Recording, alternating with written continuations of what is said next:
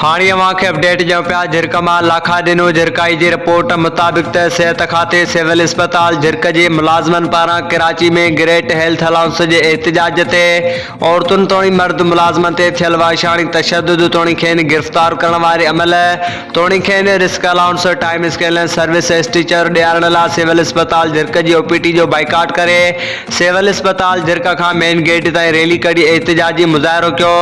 एहतजाजी मुज़ाहिरे जी अॻवानी ज़ाहिद हुसैन झिरकाऊ, अब्दुल गफूर सूमरो, नदीम भट्टी, ख़ालिद सूमरो, वज़ीर अली दायो, कमाल जमारी, सरमंद दर्स ऐं ॿियनि कई। एहतजाजी मुज़ाहिरे जी अॻवानी ज़ाहिद हुसैन झिरकाई चयो त पंहिंजे जाइज़ मुतालबनि जी मञता लाइ सिहत खाते जे मुलाज़मनि कराची में एहतजाज कयो त उन्हनि मथां सख़्तु तशद्दुद करे खेनि गिरफ़्तार कयो वियो आहे, जेको अमल हरगिज़ बर्दाश्त न कयो वेंदो।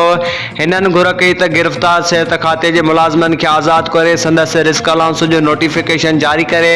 खेनि टाइम स्केल ऐं सर्विस स्टीचर फौरन ॾिनो वञी। ॿी सूरत में मसइला हल न थियण ताईं संदसि एहतजाज जारी रहंदो।